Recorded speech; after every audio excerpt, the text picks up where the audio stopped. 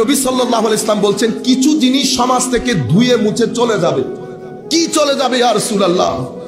ঈমান মদিনা শরীফের দিকে চলে যাবে।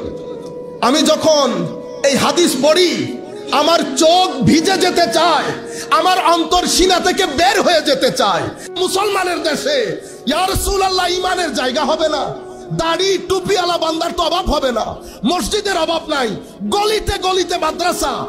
বাংলাদেশে আপনি এখান থেকে সিলেট পর্যন্ত গেলে লক্ষাধিক মাদ্রাসা আপনার নজরে আসবে। অমুক মাদ্রাসা, উম্মতের মাদ্রাসা, ইসলামী মাদ্রাসা, আল কোরআন একাডেমি, একাডেমির কোনো অভাব নাই। আমার নবী হাদিসে পাকের মধ্যে বলছে সেই জামানার মধ্যে ঈমান থাকবে না, ঈমান মদিনা শরীফ চলে যাবে। ঈমান, ইন্নাল ঈমান লা ইয়ারিজু ইলাল মদিনা কামা তারিজুল হাইয়াতু ইলা জুহরিহা। সাপ যেমন গর্তে ঢোকার জন্য পলায়ন করে, ঈমান সেরকম মদিনা শরীফ চলে যাবে। মানুষ মসজিদে থাকবে, আমার নবী বলছেন মসজিদ ভরা মুসল্লি হবে, মুমিন থাকবে না। কেন ইয়া রাসূলুল্লাহ? ঈমান কাপড়ে চুপড়ে হয়ে যাবে, ঈমান আনুষ্ঠানিক হয়ে যাবে, ঈমানের যে রূহ সেটা মানুষের ভিতরে থাকবে না। ইয়া রাসূলুল্লাহ ঈমানের রূহ কি? ঈমানের রূহ কুরবতে ইলাহি, ঈমানের রূহ আল্লাহর নৈকট্য, ঈমানের রূহ ভিতরের নূর, ঈমানের রূহ সত্য কথা বলা, ঈমানের রূহ মানুষকে না ঠকানো, ঈমানের রূহ মানুষের উপর জুলুম না করা, ঈমানের রূহ ভদ্র হওয়া, নম্র হওয়া। তো কি পরিমাণ ভদ্র নম্র হতে হবে? হুজুর গৌসুল আজম যারা কাদেরিয়া তরিকার সাথে সম্পৃক্ততা আছে শুনে রাখেন, আমি বলছি না সব কিছু আনুষ্ঠানিকতা হয়ে গেছে, পীর মুরিদি আনুষ্ঠানিকতা হয়ে গেছে, ওয়াজ তকরির আনুষ্ঠানিকতা হয়ে গেছে। সামান্য টাকার কারণে ইদার উদার হলে ওয়াজে যায় না, ওয়াজে যাওয়ার আগে আমরা অ্যাডভান্স নিয়ে ফেলি। পীর মুরিদকে মুরিদ বানাই পকেট দেখে। এখন তো এমন হয়েছে মুরিদের চেয়ে পীরের সংখ্যা বেশি। আমি তো কিছুদিন আগে ব্রাহ্মণবাড়িয়াতে গেলাম, ব্রাহ্মণবাড়িয়াতে ঘরে ঘরে পীর, ঘরে ঘরে পীর। আমি বলছি আপনারা সব ব্যবসা বাণিজ্য বাদ দিয়ে পীরের এক্সপোর্ট ইম্পোর্ট করেন, ভালো ব্যবসা করতে পারেন।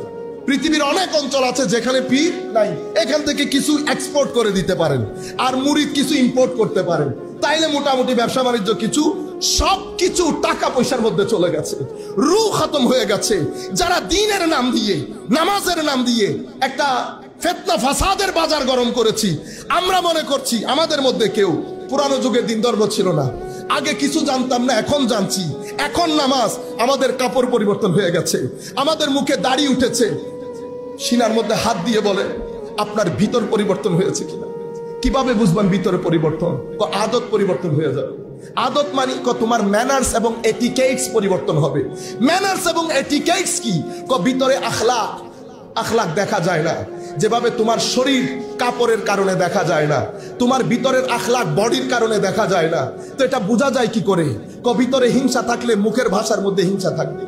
ভিতরে যদি অহংকার থাকে তোমার ফেসিয়াল স্ট্রাকচারের মাধ্যমে বোঝা যাবে এই ব্যক্তি অহংকারী।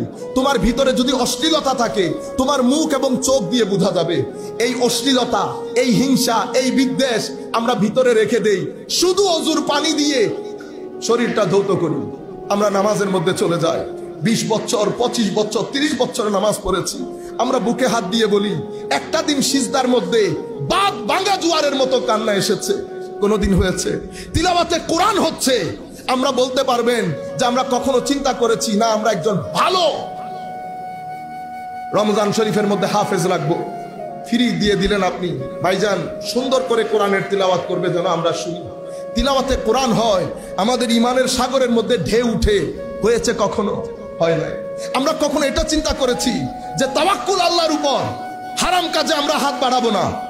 আমরা কখনো, আমরা বোনের সম্পত্তি দেই না বাকিগুলা বা 2 লক্ষ টাকা, 1 লক্ষ টাকা, 20,000 টাকার আমানতদারি আমাদের কাছে নাই। আমরা এমনিতে আমরা সবকিছু, যারা আমরা হোটেল ব্যবসা করি, দাড়ি নাই, টুপি নাই, নামাজ নাই, এতেকাফ মদিনা শরীফে নাই, কিন্তু আপনি যেটা খাওয়াচ্ছেন সেটা আপনি সেটা নিয়ে আল্লাহর দরবারে দাঁড়াতে পারবেন? পারবো না। আমরা একটা চিপস পর্যন্ত ভেজাল করি, দুধের একটা বোতল পর্যন্ত ভেজাল করি। মসজিদ থেকে বের হওয়ার পরে মুখ দিয়ে যত কথা বলি 60% গালিগালাজ থাকে। অথচ আমার নবী বলেছেন যেই ব্যক্তি রাত দিন গালিগালাজ করে সেই ব্যক্তি বেহায়া হয়। আমাদের নামাজ আমাদের ভিতরের জগতে কোনো পরিবর্তন আনছে না। কেন? ইমাম গাজালি রহমতুল্লাহ আলাইহি বলছেন যেই জিনিসগুলা পবিত্র করা দরকার সে আসল জিনিসটাই তুমি পবিত্র করো নাই। কি জিনিস? কলসির ভিতর, কলসির ভিতর। তুমি শুধু কলসির বাইরে ধুয়ে বাজারে চলে এসেছো, বাইরে ধুইলে ভিতরের পানি পরিষ্কার হয় না, ভিতর ধৌত করতে হয়। তো ভিতর কি জিনিস? তো তোমার শরীরের মধ্যে কিছু সেন্স অফ পারসেপশন আছে, 5 ফ্যাকাল্টি অফ সেন্সেস আছে, যেই সেন্স গুলার মাধ্যমে তোমার ভিতরে কালো দাগ লেগে যায়। চোখের মাধ্যমে, মুখের মাধ্যমে, হাতের মাধ্যমে, নাকের মাধ্যমে, জিহ্বার মাধ্যমে। যেটা সেটা মুখে নিয়েছি, যেটা সেটাতে হাত বাড়িয়ে দিয়েছি, যেটা সেটা দেখেছি, যেমন মন চাই মুখ দিয়ে কথা বলেছি, মানুষ ঠকিয়েছি, মানুষের উপর জুলুম করেছি, মানুষের মন ভেঙেছি। সবকিছু মিলে তোমার ভিতরে এটা কালো দাগ লাগতে লাগতে তোমার 5 ফ্যাকাল্টি অফ সেন্সেস অপবিত্র হয়ে গেছে। আমার আল্লাহ যে বলেন ইন্নাল্লাহা ইউহিব্বুল মুতাতাহহিরিন, আল্লাহ রাব্বুল আলামিন ইউহিব্বুত তাওয়াবিন ওয়া ইউহিব্বুল মুতাতাহহিরিন। আমার আল্লাহ যে বলেছেন আমি পবিত্রতা যারা অর্জন করে তাদেরকে ভালোবাসি, এটা শুধু ওযুর পবিত্রতা ছিল না, এটা উযুর পবিত্রতা, শরীরের পবিত্রতা, কাপড়ের পবিত্রতা, ভিতরের পবিত্রতা, 5 ফ্যাকাল্টি অফ সেন্সেসের পবিত্রতা।